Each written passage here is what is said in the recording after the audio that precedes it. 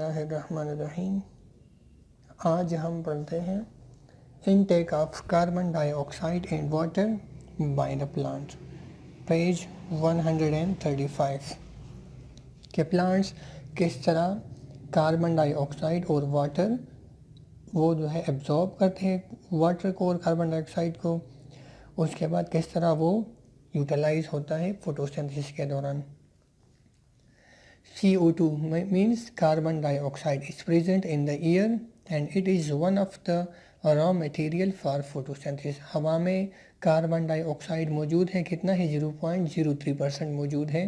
और ये क्या है, रॉ मटेरियल है। रॉ मीन्स जो जिसको हम रिएक्टेंट्स कह सकते हैं, ये रिक्वायर्ड है फोटोसिंथेसिस के लिए। CO2 मतलब carbon dioxide is diffused. Diffusion क्या है, मॉलिक्यूल्स का हायर कंसंट्रेशन से लोअर कंसंट्रेशन की तरफ मूवमेंट को हम डिफ्यूजन कहते हैं। तो ये डिफ्यूजन की मदद से diffuse from the outside air, क्योंकि बाहर जो एयर है उसमें कार्बन डाइऑक्साइड का कंसंट्रेशन ज़्यादा है तो बाहर से डिफ्यूज होता है into the intercellular spaces. Intercellular spaces मतलब सेल्स के दरमियान जो खाली जगह है, एम्प्टी स्पेसिस है, जिसको हम एक्स्ट्रा सेल्युलर स्पेसिस या इंटरसेल्युलर स्पेसिस कहते हैं। तो उन स्पेसिस में डिफ्यूज होता है of the leaf through stomata. Stomata के थ्रू जो स्मॉल ओपनिंग्स हैं और आमतौर पे लोअर एपिडर्मिस में मौजूद है। Stomata are small openings scattered. Scattered means बिखरी हुए है, पार्टिकुलरली खास तौर पे in the lower epidermis of the leaf. Leaf के दो साइज है, अपर एपिडर्मिस, लोअर एपिडर्मिस। तो जो लोअर एपिडर्मिस है जो सूरज से छुपा हुआ होता है, उस लोअर एपिडर्मिस में स्टोमेटा मौजूद होता है। उस स्टोमेटा की मदद से CO2 डिफ्यूज होता है। Each stomata is guarded by 2 kidney shaped guard cells. हर एक स्टोमेटा जो है वो 2 किडनी शेप्ड गार्ड सेल जो है वो उसको प्रोटेक्ट करते हैं। हमने पहले पढ़ा है टर्जिडिटी जब हम पढ़ रहे थे। Opening and closing of stomata regulates the diffusion of CO2 water vapours and oxygen between the intercellular spaces and the leaf mesophyll. In intercellular spaces of the leaf mesophyll and the external air. ये जो stomata है इसकी opening और closing की वजह से, कब open होगा, जब वो टर्जिड होगा। गार्ड सेल जब टर्जिड होंगे तो स्टोमेटा ओपन हो जाएगा, और जब वो टर्जिडिटी लूज करते हैं तो स्टोमेटा क्लोज होगा। तो ओपनिंग और क्लोजिंग की वजह से कार्बन डाइऑक्साइड की डिफ्यूजन, इसी तरह वाटर वेपर्स और oxygen between the intercellular spaces of the leaf mesophyll and the external air, ये डिफ्यूजन होती है, एक्सचेंज होता है किस चीज़ का, CO2 का, वाटर वेपर्स का और ऑक्सीजन का, between the intercellular spaces of the leaf and the external air. For example carbon dioxide diffuse होगा इनटू द लीव्स, इसी तरह at the same time oxygen जो है वो डिफ्यूज होगा आउटसाइड ऑफ द लीफ। इसी तरह वाटर वेपर्स अगर मौजूद है तो वाटर वेपर्स जो है वो लीफ से स्टोमेटा के थ्रू बाहर डिफ्यूज होगा। तो ये डिफ्यूजन की प्रोसेस से opening closing of the stomata जो है ये क्या करता है, CO2 वाटर वेपर्स और जो ऑक्सीजन है उसका डिफ्यूजन रेगुलेट करता है, बरकरार रखता है। After diffusing into the intercellular spaces, अब कार्बन डाइऑक्साइड की हम बात करते हैं तो कार्बन डाइऑक्साइड किस तरह डिफ्यूज होगा। सबसे पहले लीफ के इंटरसेल्युलर स्पेसिस में कार्बन डाइऑक्साइड जो है वो डिफ्यूज होगा। CO2 attaches to the with surfaces of the mesophyll cells. अब एपिडर्मिस है, फिर उसके बाद फर्स्ट जो लेयर ऑफ सेल्स है वो क्या है, वो मेसोफिल सेल्स हैं। तो उन मेसोफिल सेल्स में फिर इंटरसेल्युलर स्पेसिस है, उन स्पेसिस में से CO2 पास होगा। अब वो स्पेसिस क्या है, अब किसी भी सरफेस के लिए, मतलब जिस सरफेस के थ्रू एक्सचेंज ऑफ गैसेस होती है, उस सरफेस के लिए कुछ चीज़ें रिक्वायर्ड है उसके लिए, जैसे कि वहाँ हाई सरफेस एरिया का होना ज़रूरी है, इसी तरह वहाँ पर कोई भी लुब्रिकेशन मीडियम का होना ज़रूरी है, और इंतहाई वो थिन होना चाहिए। तो ये जो मेसोफिल सेल्स है ये क्या है, ये यहाँ पर वाटर वेपर्स हमने पढ़ा मौजूद हैं, और वाटर वेपर्स जो है वो लुब्रिकेटिंग मीडियम प्रोवाइड करते हैं, जिसकी वजह से गैस एक्सचेंज में आसानी होती है। जिस तरह हमारा जो एयर पैसेज वे है, जिस रास्ते से हम सांस लेते हैं, नोज है, उसके बाद ट्रेकिया है, विंड पाइप है, तो ये सारा क्या है, ये मॉइस्चराइजिंग मीडियम यहाँ पर मौजूद है जिसको हम म्यूकस कहते हैं। तो ये जो एक्सचेंज ऑफ गैसेस है इसको आसान बनाता है। तो यही काम मेसोफिल सेल्स में ये ह्यूमिडिटी प्रोवाइड करता है। उसके बाद गैस एक्सचेंज में आसानी होती है। तो after diffusing into the intercellular spaces CO2 attaches to the wet surfaces of mesophyll cells, क्योंकि यहाँ पर वाटर वेपर्स पाया जाता है, और इसका फ़ायदा क्या होगा, गैस एक्सचेंज में आसानी होती है। Then it diffuse into the green cells. Green cell जिसको हम क्लोरोप्लास्ट जहाँ पर पाया जाता है, तो ग्रीन सेल्स में डिफ्यूज होता है, उसके बाद enters into the stroma of the chloroplast. उसके बाद कार्बन डाइऑक्साइड कहाँ चला जाएगा, वो स्ट्रोमा में चला जाएगा। इन द डार्क रिएक्शन, अब CO2 जो है वो डार्क रिएक्शन में जो फोटोसिंथेसिस का है, CO2 molecules are reduce to form glucose molecule. अब CO2 जो है वो रिड्यूस होता है किस चीज़ की वजह से, हमने पढ़ा था इससे पहले NADPH2 जो बनता है, इसके बाद हम दोबारा भी पढ़ेंगे। तो वो NADPH2 क्या है, वो रिड्यूसिंग पावर है, और वो इस कार्बन डाइऑक्साइड को फिर डार्क रिएक्शन में उसको जो है करेगा क्या, इसको रिड्यूस करेगा इनटू ग्लूकोज मॉलिक्यूल, जिसको हम शुगर कहते हैं। Water is also essential. अब ये कार्बन डाइऑक्साइड की बात हो गई। उसके बाद वाटर है। वाटर किस तरह होगा, water is also essential requirement of photosynthesis, ये भी रिक्वायरमेंट है। अब water is absorbed by the roots of the plant. पहले हमें पता है जो प्लांट्स के लिए रिजर्वायर ऑफ वाटर है वो सॉइल है, और प्लांट जो है एंकर करते हैं उस सॉइल में मौजूद है प्लांट्स के जो रूट्स हैं, फिर उसमें रूट हेयर है, और रूट हेयर क्या करते हैं, वो रूट हेयर वाटर एब्जॉर्ब करते हैं सॉइल से। Water is absorb by the root of the plant from the soil, और रूट हेयर एब्जॉर्ब करते हैं। It is then transported upward. कहाँ चला जाता है, ट्रांसपोर्ट होता है अपवर्ड, ऊपर की तरफ। रूट हेयर एब्जॉर्ब करते हैं पानी को, फिर रूट हेयर उस पानी को ट्रांसपोर्ट करते हैं into the xylem of the roots के जाइलम को वो पानी देता है। उसके बाद root of the xylem connected है xylem of the root connected है जाइलम ऑफ द स्टेम के साथ। उसके बाद xylem of the stem connected है जाइलम ऑफ द ब्रांचेस के साथ। तो फिर उसके बाद लीव्स के साथ कनेक्टेड है, तो पानी इस तरह चला जाता है लीव्स के अंदर, upward to the stem and leaves through xylem vessel. Most of this water is transpired. अब जो पानी प्लांट्स एब्जॉर्ब करते हैं उसमें से ज़्यादा पानी जो है वो ट्रांसपायर होता है, वेपरिफिकेशन में लॉस होता है from the leaves, while a small portion is used in the photosynthesis. और कुछ जो कंपोनेंट थोड़ा सा जो रह जाता है पानी का, वो दोबारा फोटोसिंथेसिस में यूटिलाइज होता है, यूज़ होता है। तो ये intake of water and carbon dioxide है बाय द प्लांट्स के प्लांट्स किस तरह वाटर और कार्बन डाइऑक्साइड जो है वो एब्जॉर्ब करते हैं। अब किसी भी लीफ का सपोज ये इंटरनल स्ट्रक्चर है, हमने उसका एक क्रॉस सेक्शन लिया, लीफ को हमने क्या किया, कट किया।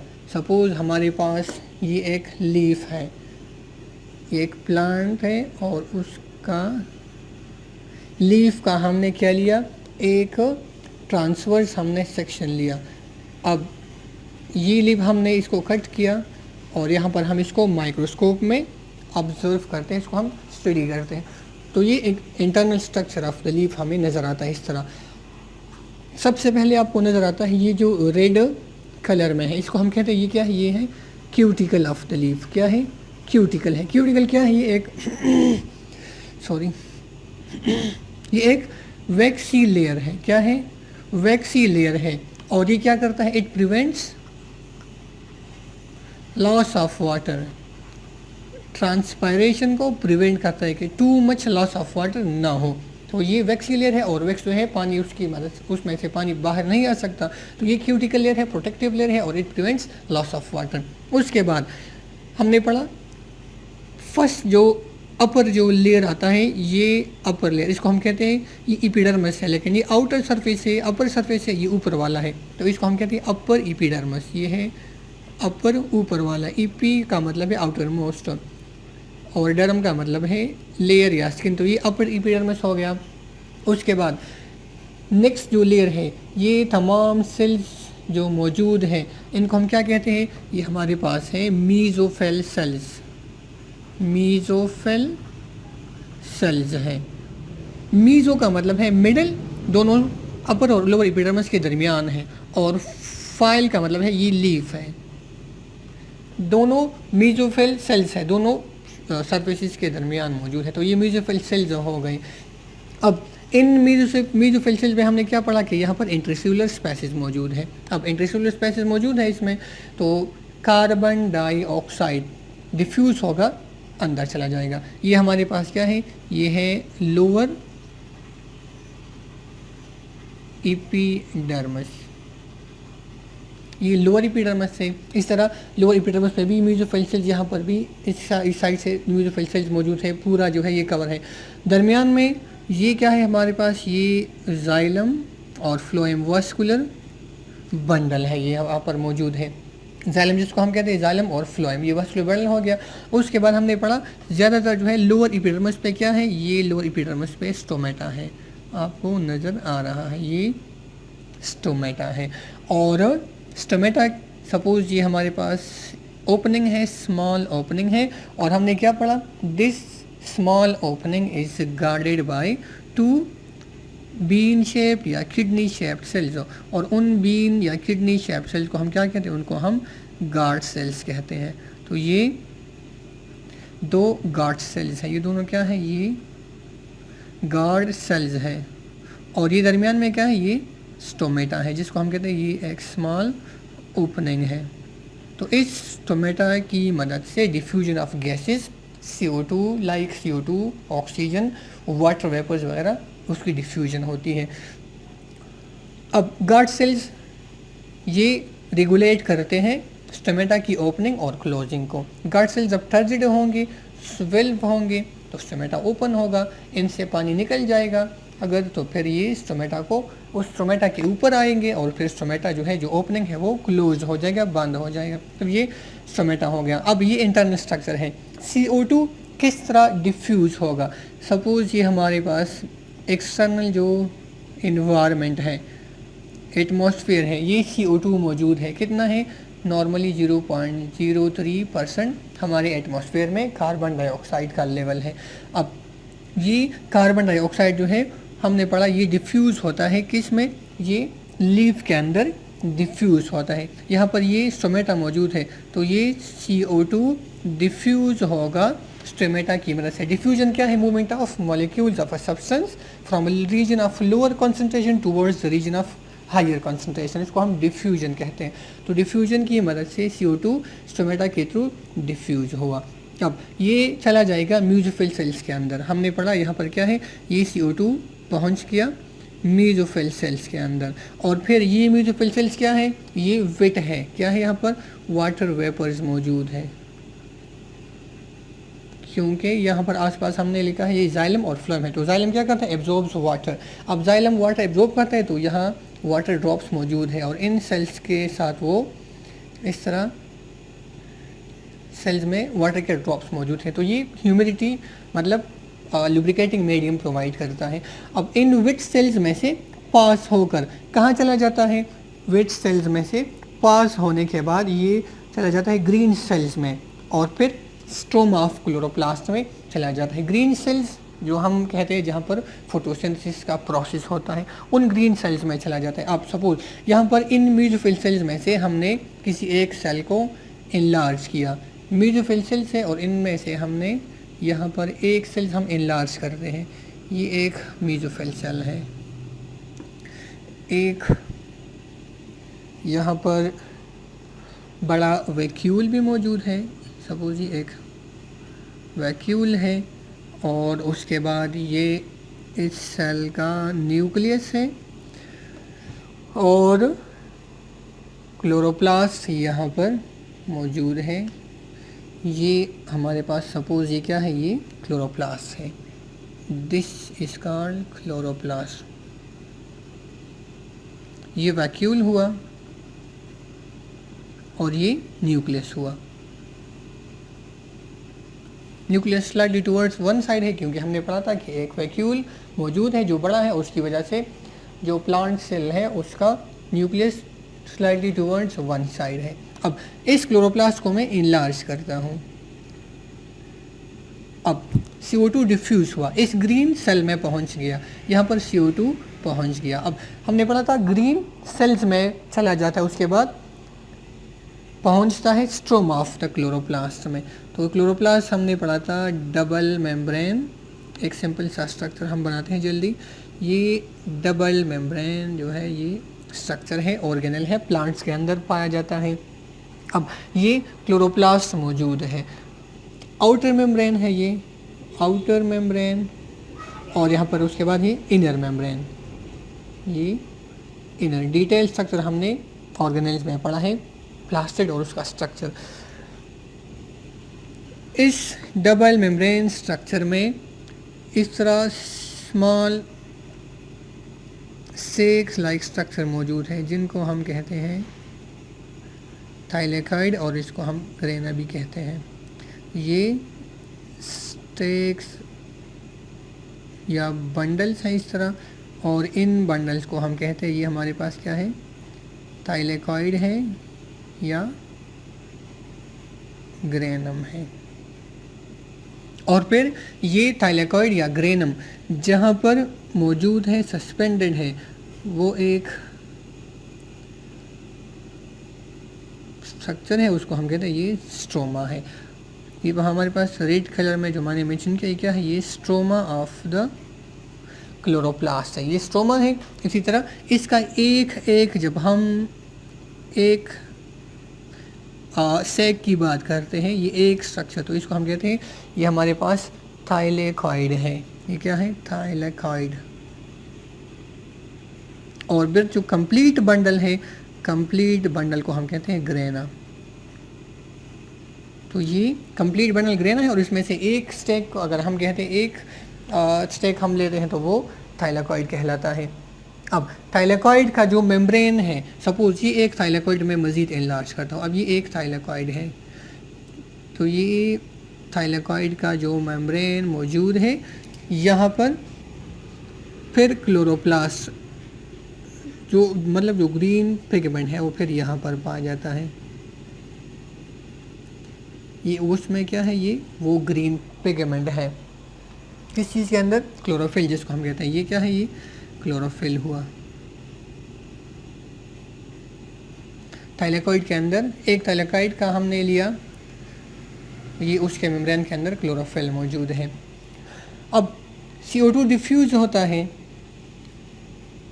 स्टोमेटा के थ्रू, म्यूकोफिल सेल्स में चला जाता है, उसके बाद इंट्रासेल्युलर स्पेसिस में से पास होकर ग्रीन सेल्स में पहुंचता है। ग्रीन सेल्स में पहुंचने के बाद कहाँ चला जाता है, ये स्ट्रोमा ऑफ क्लोरोप्लास्ट में चला जाता है। ये स्ट्रोमा ऑफ क्लोरोप्लास्ट, यहाँ पर राइबोसोम स्ट्रोमा में इस तरह एंजाइम्स है, डाइवेलेंट आयन जिसको हम कहते हैं, हमने पढ़ा है, मैग्नीशियम, आयरन वगैरह है। इस तरह अपना क्लोरोप्लास्ट का DNA भी मौजूद है, लेकिन हम फोकस करते हैं डिफ्यूजन ऑफ CO2 पे।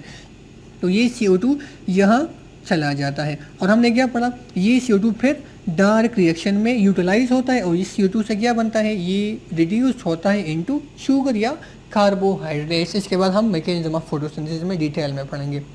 तो ये CO2 की डिफ्यूजन की बात हो गई। उसके बाद वाटर की जब हम बात करते हैं कि प्लांट्स किस तरह वाटर एब्जॉर्ब करते हैं, तो वाटर के लिए प्लांट्स वाटर कहाँ से लेते हैं, water is absorb by the roots. Roots responsible है वाटर की एब्जॉर्प्शन के लिए। ये सॉइल है, कोई भी प्लांट सॉइल में मौजूद है, ये हमारे पास कोई भी एक प्लांट है। अब इस प्लांट के जो रूट्स हैं वो कंटेक्ट विद द सॉइल है। ये सॉइल है, सॉइल के अंदर क्या है, वाटर मौजूद है, और रूट्स का जो सरफेस है, इन सरफेसिस के ऊपर क्या है, ये स्मॉल हेयर है, और इन हेयर को हम कहते हैं रूट हेयर। और रूट हेयर फिर उसके ऊपर रूट कैप है, हमने पढ़ा है। तब ये रूट हेयर मौजूद है, रूट हेयर एब्जॉर्ब करते हैं वाटर, ये वाटर रूट हेयर एब्जॉर्ब करते हैं, फिर रूट हेयर इस वाटर को ट्रांसपोर्ट करते हैं किस चीज़ में, रूट्स के अंदर। अब रूट्स के अंदर क्या मौजूद है, जाइलम मौजूद है, जिसका फंक्शन क्या होता है, स्ट्रक्चर ऑफ जाइलम में हमने ये पढ़ा था, transport of water from the soil to upper parts of the plant. अब जाइलम, रूट का जो जाइलम है कनेक्टेड है to the xylem of the stem. इसी तरह स्टेम का जो जाइलम है वो कनेक्टेड है to the xylem of the leaf. अब जाइलम ऑफ स्टेम, पानी चला गया स्टेम के अंदर, उसके बाद स्टेम का जो जाइलम है वो लीव्स के साथ कनेक्टेड है, और अल्टीमेटली फिर लीफ में पानी पहुंच गया, फिर वहाँ पर यूटिलाइज होता है स्मॉल पोर्शन, किस चीज़ में, फोटोसिंथेसिस में यूटिलाइज होता है, और जो रिमेनिंग पोर्शन है उसमें से ज़्यादातर फिर ट्रांसपायरेशन की मदद से एटमॉस्फेयर में, माहौल में चला जाता है। तो ये absorption of water and carbon dioxide by the plants है कि प्लांट्स किस तरह वाटर और कार्बन डाइऑक्साइड को एब्जॉर्ब करते हैं। कार्बन डाइऑक्साइड म्यूजोफिल सेल्स में चला जाता है स्टोमेटा के थ्रू। फिर म्यूजोफिल सेल्स में विटनेस मौजूद है जो कि गैस एक्सचेंज को मज़ीद आसान बनाता है। म्यूजोफिल सेल्स जहाँ पर जिसको हम कहते हैं ग्रीन सेल्स हैं, ग्रीन सेल्स में पहुँचता है CO2। फिर ग्रीन सेल्स में क्लोरोप्लास्ट के अंदर जो सेकंड जो उसका पार्ट है जिसको हम स्ट्रोमा कहते हैं, स्ट्रोमा के अंदर चला जाता है। फिर स्ट्रोमा में यही CO2 रिड्यूस होता है किस चीज़ में, ग्लूकोज में या शुगर में रिड्यूस होता है। डार्क रिएक्शन जो फोटोसिंथेसिस का सेकंड स्टेप या सेकंड मैकेनिज्म में दूसरा जो स्टेप होता है उसको हम डार्क रिएक्शन कहते हैं, जिसको हम केल्विन साइकिल भी कहते हैं। तो ये डार्क रिएक्शन में फिर यूटिलाइज होता है। पानी किस तरह एब्जॉर्ब करते हैं प्लांट्स, जो रूट्स हैं प्लांट्स के वो रिस्पॉन्सिबल हैं सॉइल से वाटर एब्जॉर्ब करने के लिए। रूट्स रूट हेयर के थ्रू वाटर एब्जॉर्ब करते हैं, फिर रूट हेयर उस वाटर को ट्रांसपोर्ट करते हैं रूट के अंदर। रूट में जाइलम मौजूद है तो जाइलम ऑफ द रूट में पानी चला गया। Xylem of the roots are connected with the xylem of the stem, xylem of the stem में पानी चला गया। उसके बाद xylem of the stem is connected with xylem of the leaf, तो पानी लीफ में चला गया। उसके बाद लीफ में पानी पहुंच जाता है और फिर स्मॉल पोर्शन यूटिलाइज होता है फोटोसिंथेसिस में, और ज़्यादातर जो वाटर जो एब्जॉर्ब हुआ है वो ट्रांसपायर होता है through stomata into the atmosphere. Eight the same time CO2 की डिफ्यूजन, ऑक्सीजन की diffusion into the plant leaf या आउटसाइड द प्लांट लीफ, मतलब एक्सटर्नल इन्वायरमेंट में डिफ्यूजन होती है गैसेस या फिर वाटर वेपर्स की, और इसी तरह एक्सटर्नल इन्वायरमेंट से CO2 की डिफ्यूजन फिर लीव्स के अंदर, प्लांट्स के अंदर होती है। तो ये था हमारे पास डिफ्यूजन ऑफ CO2 या intake of carbon dioxide and water by the plants.